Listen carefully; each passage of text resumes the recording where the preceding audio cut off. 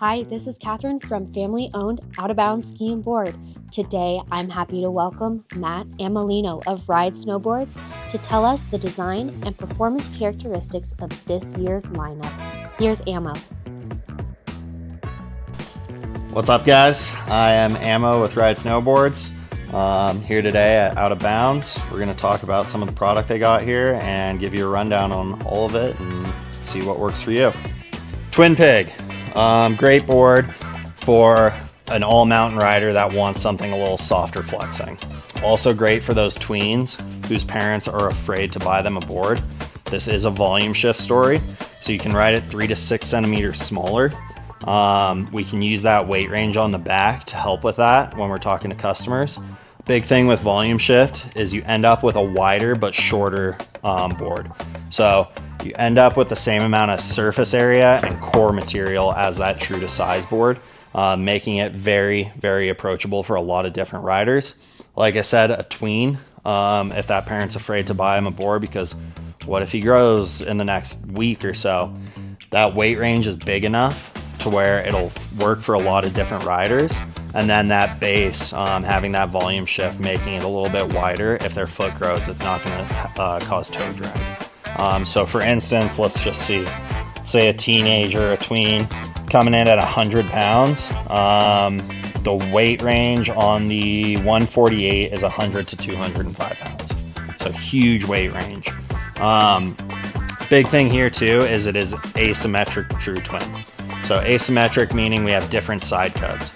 Our toe side is a standard side cut, and then our heel side is a deeper, shorter heel side cut.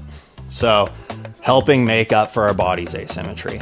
As a snowboarder, we know getting into that toe side turn and holding that toe side turn is a lot easier, and you can rip it a lot harder as opposed to that heel side. So having that heel side side cut different makes it so it's a lot easier to get into that heel side turn and hold that heel side turn. If you like something softer flexing, I have a lot of friends that love this as a daily driver. We do micro camber between the feet, rocker nose and tail. No carbon in here, but you still get our impact plates. So everything we've talked about, all the boards have impact plates in them.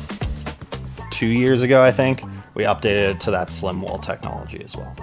So again, with volume shift boards, it's nice having that slim wall just because it gives you better leverage over a wider board. Warpig. This is a board that has been our top seller for years and years. Really, really versatile board. I know a lot of people see the shape and think it's a great POW deck, which it is, but it's also a really fun park deck, half pipe, groomers, whatever it is. I rode this for a full year every day when I was living up in Steamboat. Didn't matter what the conditions were, I was getting on this thing. I've had a lot of fun on it, and it's just, again, extremely versatile. I think that shape kind of scares people away from it sometimes. It looks extremely directional, but you're actually centered in the side cut and centered in the camber profile, so it rides switch really, really well. Big volume shift story here, so we want to downsize on this 6 to 10 centimeters. Personally, I ride that moderator in a 159.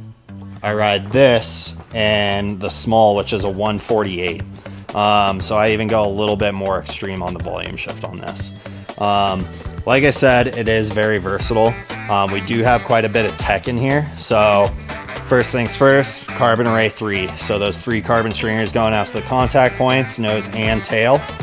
We do our impact plates underfoot here, of course, and then we do our slim wall tech as well.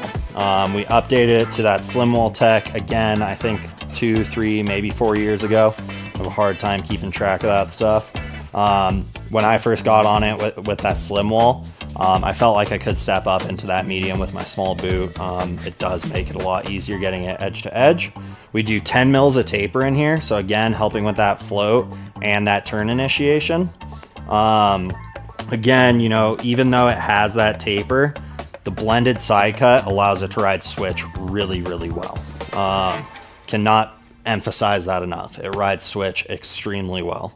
It's actually flat between the feet, rocker, nose, and tail. Most people think it is camber between the feet.